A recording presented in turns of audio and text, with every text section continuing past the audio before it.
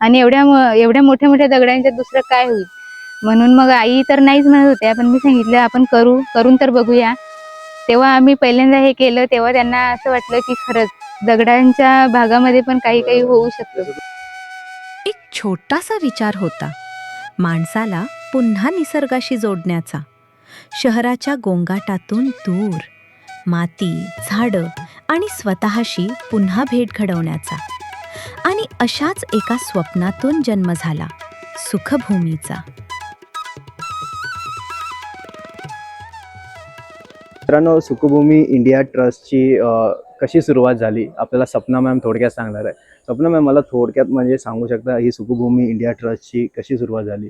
जेव्हा सुखभूमी चालू झाली तर डॉक्टर क्लेअर मॅडम यांच्यापासून हे झाली आहे की त्यांनी, मी जे तुम्हाला आधी स्टोरी सांगितली थोडक्यात, पण त्याच्यामधून जेव्हा क्लेअर मॅडम येत होत्या तेव्हा गावं शोधणं, काय गरज आहे गावाला, काय केलं गेलं पाहिजे, हे सगळं स्वतः त्या ठाण्यामध्ये राहायच्या आणि ठाण्यावरून त्या बाईकने यायच्या आणि पूर्ण गावांमध्ये त्या बाईकनेच फिरत होत्या आणि कन्व्हर्सेशनचा पण खूप प्रॉब्लेम येत होता, तरी पण ते लोकांना पटवून देत होत्या सगळ्या गोष्टी. क्लेअर मॅडम जे आहेत त्या नॉन इंडियन होत्या, बाहेरून ट्रॅव्हल करून फ्रान्समधून आलेल्या, आणि त्यांनी ही सुखभूमीची सुरुवात केली. इकडच्या लोकांना घेऊन, इकडचे जे त्यांचे को फाउंडर आहेत त्यांना मिळून त्यांनी सुखभूमी बनवली आणि त्याच्याबद्दलच ही स्टोरी आहे. कारण की एक महिला असून, दुसरी गोष्ट फॉरेनर असून ते इथे ट्रॅव्हल करायच्या आणि त्यांची एक मोठी गोष्ट म्हणजे ते स्वतः एकट्या ट्रॅव्हल करायच्या, बाईकने यायच्या. आणि त्याच्यानंतर काही दिवसानंतर मग त्यांना कृष्णा मॅडमची जॉईन झाल्या आणि मग कृष्णा मॅडम आणि त्या सोबत राहून हे सगळ्या गोष्टी करत होत्या. मग शाळेमध्ये पर्यावरण विषय ते चालू केलं, गावांमध्ये पाणी व्यवस्थापन चालू केलं, गावामध्ये वृक्षारोपण केलं आणि मग गावामध्ये लोकांना काय गरज आहे तेच बघितलं गेलं. जसं की जंगलमध्ये ते उदरनिर्वाह करत होते, ते कसं तरी थांबवलं गेलं पाहिजे. त्यासाठी मग त्यांनी पर्यावरण संवर्धन, संरक्षण आणि पुनर्विकास हे काम चालू केलं. आणि त्याच्यानंतर मग कृष्णा मॅडम ही स्वतः MAT चालून सगळ्या गावांमध्ये महिलांचे पहिले बचत गट केले, लिटरसी क्लास चालू केले. त्यानंतर मग हळूहळू मग आम्ही जॉईन झालो. 8 पासून मी जॉईन झाली आणि मग नंतर बचत गट आणि हे ते सगळ्या गोष्टी चालू झाल्या. आता ही गोष्ट भरपूर इम्पॉर्टंट आहे की एका महिलेने बाहेरून येऊन या सगळ्या गोष्टी केल्या. तुम्हाला आणि आपल्याला माहिती आहे की डिसिप्लिन काय बाहेरच्या लोकांचं आणि आपलं टायमिंगचं वगैरे हे सगळ्या गोष्टी. तर आम्हाला ती एक गोष्ट अजूनपर्यंत आमच्या म्हणजे याच्यामध्ये ती रुजलेली आणि अजूनपर्यंत आम्ही तसेच चालू आहे की डिसिप्लिन काय असायला हवं आणि कशा प्रकारचं. आणि मग ते आम्ही तशा प्रकारचं त्यांनी ज्या ज्या छोट्या छोट्या गोष्टी होत्या त्या अजूनपर्यंत आम्ही तशा चालू ठेवलेल्या आहेत, जरी ते आता नाही आहेत. पण त्यांचं ईमेलद्वारे वगैरे आम्हाला खूप सारे सजेशन असतात, ते सारखे आमचे ईमेल्स वगैरे नेहमी होत असतं. नंतर आताच आमची 2 महिन्यापूर्वी ट्रेनिंग त्यांनी घेतली हिलिंगची. मग ते अशा छोटे छोटे जे आहे प्रेझेंटेशन देणं वगैरे झाडांवर वगैरे, हे सगळ्या गोष्टी त्यांनी आम्हाला छोट्या छोट्या शिकवल्या.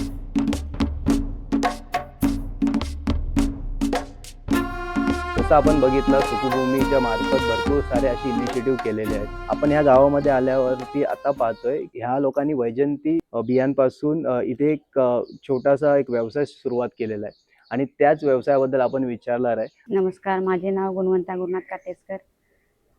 आता बियांपासून आम्हाला 5 प्रकारच्या राख्या बनवायला शिकवल्या. त्यासोबतच सुखभूमी इंडिया ट्रस्टच्या मॅडमने आम्हाला 108 मणी माल, 54 मणी माल, ब्रेसलेट हे राखी बनवून आम्हाला शिकवले. त्यानंतर आम्ही या वैजयंती माला राख्या बनवून विक्री करतो. वैजयंती राखी ही पर्यावरणपूरक असून म्हणजे सुती धागा व वैजयंती बियाणे वापरून तयार करतो आणि हे श्रीकृष्णाला अतिप्रिय आहे. राखी बनवण्याचा उद्देश हाच की आपण ज्या इतर राख्या बाजारातून विकत आणतो त्या प्लॅस्टिकच्या किंवा धातूच्या बनवलेल्या असतात आणि या पर्यावरणपूरक आहेत.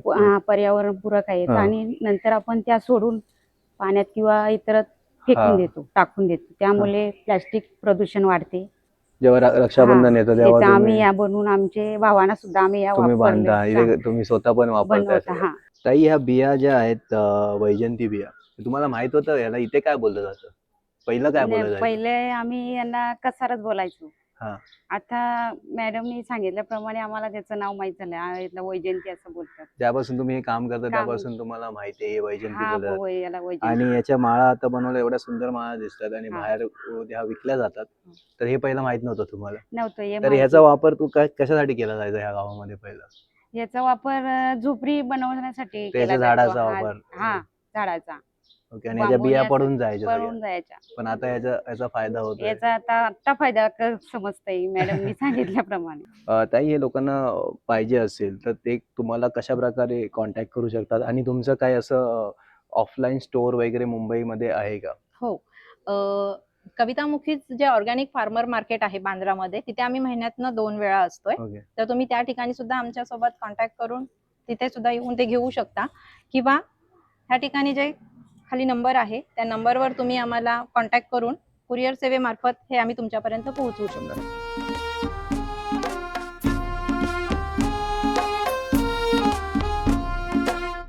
जंगल ज्यूस बनवण्यासाठी आपल्याला ताजं गोमूत्र लागतं, ताजं ओलं शेण लागतं आणि जंगलातल्या 5 ते 6 झाडांखालची वेगवेगळ्या झाडांखालची माती लागते. ती माती आपण एकत्र करून आणि फक्त त्याच्यातली 1 मूठभरच वापरत असतो. 10 लिटर पाण्यामध्ये 1 लिटर गोमूत्र, 1 किलो शेण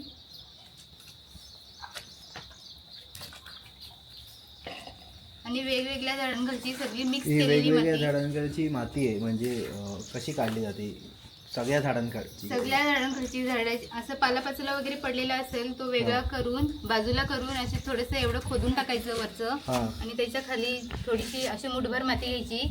अशा 5 ते 6 वेगवेगळ्या ठिकाणावरून माती घेऊन ती सगळी असं काय एकत्र करून स्पेसिफिक म्हणजे तुम्ही करताना झाडं अशी ओळखावी लागतात का त्या झाडाची खालची माती असं काही नाही. जुनी जी झाडं असतात ना त्या कुठल्या पण आपण झाडाखालचं घेऊ शकतो. फक्त तिथे त्याचं कारण काय म्हणजे?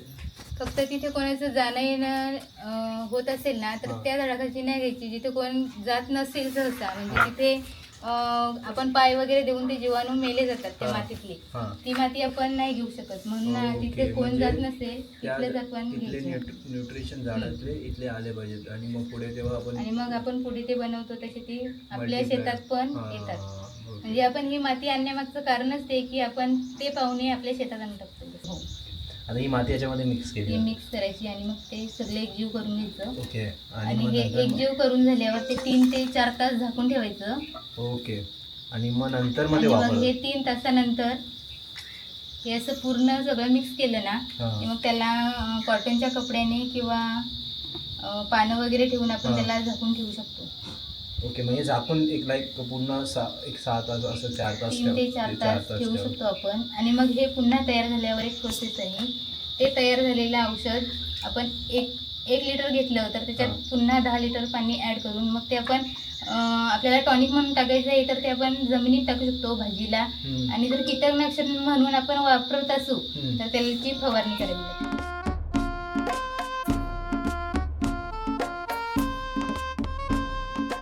मित्रांनो, आपण आता आलोय फूड फॉरेस्टमध्ये. रेखाताईंच्या फूड फॉरेस्टमध्ये आलेलो आहे. तर रेखाताई, आम्हाला सांगू शकता ही कशा प्रकारे तुम्ही हे फूड फॉरेस्ट तयार केलंय? नमस्कार, तुमचं स्वागत आहे माझ्या फूड फॉरेस्टमध्ये. हे फूड फॉरेस्ट तयार करण्यासाठी आपण वेगवेगळ्या झाडांच्या पालापाचोला, तसेच शेणखत, लेंडीखत, गोमूत्र, तर जेवढे पण सेंद्रिय पदार्थ त्या सगळ्या गोष्टी वापरल्या जातात हो. इथे. ताई, मला तुम्ही सांगू शकता की कुठली झाडं इथे आहेत आणि इथून सुरुवात करूया आपण. तर हे कुठलं झाड आहे? हे मेक्सिकन सनफ्लावर आहे. हा. केळींना आकर्षित करण्यासाठी याचं पिवळ्या रंगाचं फुल येतं आपण त्याच्यावर ते पहिलं पाहिलं ते. हो, त्याच्यावर केळी आकर्षित होतात हा. आणि त्याच्यापासून आपल्या भाज्या सुरक्षित राहतात. सुरक्षित राहतात. मग याचं मेन काम आहे या पूर्ण गार्डन मध्ये की सिक्युरिटी? हा, हे तुळस आहे.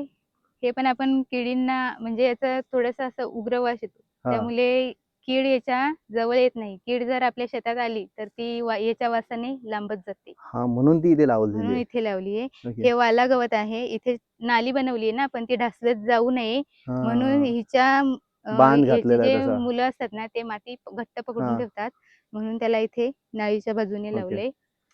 इथे अननस पण इथे दिसतोय. अननस आहे. अननस त्या सीझनच्या आधीच इथे येतात.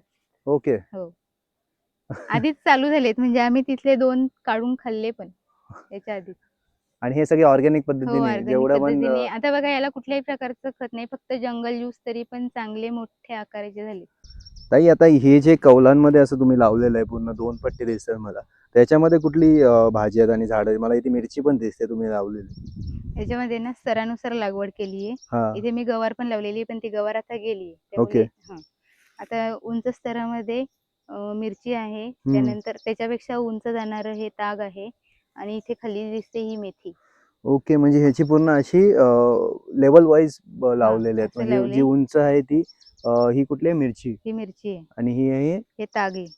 तागली, ही ताग. भाजी असते. हा, ही आणि भाजी. त्याच्या खाली तुम्ही बोलताय ती त्याच्या खाली ही मेथी. मेथी. हम्म. म्हणजे बघू शकता की मित्रांनो की कशा प्रकारे याची मांडणी केलेली आहे. तर ह्या झाडाची जेवढी उंची वाढते त्याप्रमाणे त्याची मांडणी करून तुम्ही त्याची मांडणी लावलेली करून आहे. लागवड केलेली. हा. त्याच्याने काय फरक पडतो? त्याच्याने फरक असा पडतो की सूर्यप्रकाश समप्रमाणात सगळ्या झाडांना, सगळ्या भाज्यांना ओके. मिळतो. तिथे पण छोट्या नाल्या तयार करून त्याच्यामध्ये आपण इथे जे पण काही गवत वगैरे हा. उगवतं ते काढून आपण ह्या नालीमध्ये टाकतो आणि इथे पण छान माती तयार होते. ती अशी म्हणजे सुगंधी. त्याच्यामध्ये नॅचरल आणि अरोमा हा. येतोय पूर्ण. आणि हे सगळी ही माती काढून भाज्या झाल्यानंतर मग इथे टाकून आणि पुन्हा मग बियाणं ती टाकून आपण करू शकतो. म्हणजे वेगळं काही देण्याची गरज ही लागत दाबली नाही. की जरा सॉफ्ट वाटते हो, ही पूर्ण. सॉफ्ट आहे आणि ही बघा ही ही किती किती कडक कडक आहे. आहे. तर अशा कारण हे प्रकारे फुटवरीत जे आहे हा. ते पूर्ण हे दगडाळ भागामध्येच आहे. खास बटरफ्लाय साठी लावलेलं आहे. ओके. बटरफ्लायचं होस्ट प्लांट आहे हे बीज आहे ते. ओके, हे बी आहे. ओके. हा. याच्यावर कुठल्याही प्रकारची फुलं न येता तसेच पानांचे रस शोषण करण्यासाठी बटरफ्लाय येतात आणि खूप म्हणजे 150-200च्या वर बटरफ्लाय असतात ह्या झाडावर. ह्या झाडावरती येतात. हो. आणि हे खास त्याच्यासाठीच त्याच्यासाठीच लावलेलं आहे लावलंय हे. की पोल्युलेशन व्हावं. हा. आणि म्हणजे हे पूर्ण पर्माकल्चरचाच पार्ट आहे. हो. ते बघतोय की कोबी पण लावलेली आहे. तर ही तुमच्या स्वतःच्या वापरासाठी आहे की तुम्ही बाकी सेल पण करता ही गोष्ट? हे फक्त कोबीच नाही, ज्या पण सगळ्या भाज्या लावलेल्या आहेत ना ते स्वतःसाठी खाऊन आणि ज्या एक्स्ट्राच्या भाज्या असतील त्या उरतात त्या आम्ही बाजारात विकतो. तर मग हे बऱ्यापैकी म्हणजे तुम्हाला याच्यामधनं उत्पन्न पण भेटतं आरोग्य आणि पण सुधारतं आणि आरोग्य पण उत्पन्न. सुधारतं. अजून पुढे बघितलं तुम्ही हा मांडव टाकलेला आहे. मांडवामध्ये काय लावलेलं आहे? या मांडवावरती तोंडलीची वेल आहे. हा. ही एक वर्षभराची बहुवर्षीय भाजी आहे. ओके, बहुवर्षीय म्हणजे का? बहुवर्षीय म्हणजे 10 वर्षापर्यंत आरामात चालू शकतं एकदा लावल्यावर हे वेल. ओके, ही 10 वर्ष चालू शकतं. आता हा 10 वर्ष आपल्याला चालेल, उत्पन्न मिळत राहील. हा. फक्त त्याचं मांडव वगैरे जे फक्त आहे ते मेंटेनन्स करावं लागेल. मेंटेनन्स करावं लागेल. अशी फळं येतात. ही तोंडली आहे ना? तुम्ही जेव्हा मला सांगितलं की तुमच्याकडे किचन गार्डन करायची का आपण, तेव्हा मी घरी सांगितलं. तेव्हा आई वगैरे सांगतात की करायला तर ठीक आहे आपण करू, पण मग जागा नाहीये तशी आपल्याकडे. मी सांगितलं मी बघितलंय इकडे आजूबाजूला की त्याला चांगलीच जागा पाहिजे असं काही नाही. इथे पूर्ण गवत आणि खूप मोठी मोठी दगडं होती. तेव्हा फक्त इथे आमच्या इथे काकडीच लावली जात होती. या भागामध्ये फक्त काकडी. ते कुठे पण गवतात लावलं तरी होऊन जातं. आणि एवढ्या मोठ्या मोठ्या दगडांच्या दुसरं काय होईल. म्हणून मग आई तर नाहीच म्हणत होत्या, पण मी सांगितलं आपण करून तर बघूया. तेव्हा आम्ही पहिल्यांदा हे केलं तेव्हा त्यांना असं वाटलं की खरंच दगडांच्या भागामध्ये पण काही होऊ शकतं. जसं तुम्ही मगाशी सांगितलं की पहिले ही पूर्ण दगडाची जागा होती. हो. आणि तुम्ही माती सेटअप करून ती दगड थोडी वरती काढून सगळं मॅनेजमेंट करून आता त्याच्यामध्ये नाली बनवून पाण्याची व्यवस्था करून ही सगळ्या गोष्टीचं तुम्हाला नॉलेज सुखभूमीमधून भेटलं. हो. आणि हा जो तुम्ही कॉन्फिडन्स बोलताय तसं तुम्ही तुमच्या सासूबाईंना सांगितलं की जागा ही खराब होती आणि त्यांनी पहिले काकडीत लावायची. तर हा कॉन्फिडन्स पण बिल्ड झाला सुखभूमी मार्फतच झाला. हो. त्यांच्यामुळेच मी हे सगळं करू शकते. हे तुम्हाला काय वाटतं की अशा प्रकारे जे उपक्रम अजून व्हायला पाहिजे गावात? अशा खरंच, कारण ही किचन गार्डन करायला म्हणजे चांगली मातीच पाहिजे असं नाही. फक्त जिथे खूप पाणथळ जागा आहे तिथे आपण हा प्रोजेक्ट खरं तर नाही करू शकत. पण जर कशी पण दगडाची असो किंवा मुरबाड असो कुठल्या पण जागेत आपण हे किचन गार्डन करू शकतो. आम्ही सुरुवात केली वैजयंती माळा बनवण्याने. निसर्गातून गोष्टी उचलून स्वतःच्या हातांनी काहीतरी सुंदर तयार करण्याचा अनुभव. त्यानंतर राखी बनवताना प्रत्येक धाग्यात एक भावना गुंफली गेली. इथे फक्त ॲक्टिव्हिटी नाही, इथे निसर्गाशी एक नातं तयार होतं. आणि मग एक वेगळा अनुभव. मातीतील जिवंतपणा वाढवण्यासाठी गाईचे शेण, गोमूत्र आणि नैसर्गिक घटकांपासून बनवलेला द्रव तयार केला. हे फक्त खत नाही, हे मातीला जीव देतं आणि आपल्यालाही शिकवतं. यानंतर आम्ही निघालो किचन गार्डन एक्सप्लोर करायला. इथे आहेत 130+ झाडं, 30+ फळ झाडं, 30+ भाज्यांची झाडं आणि प्रत्येक झाड सांगत होतं एक वेगळी गोष्ट. सुखभूमी म्हणजे फक्त एक जागा नाही, ही एक जाणीव आहे, निसर्गाशी जोडलेली. ही फक्त सुरुवात आहे, कारण अजून खूप गोष्टी बाकी आहेत. Stay tuned. Next part is even more interesting.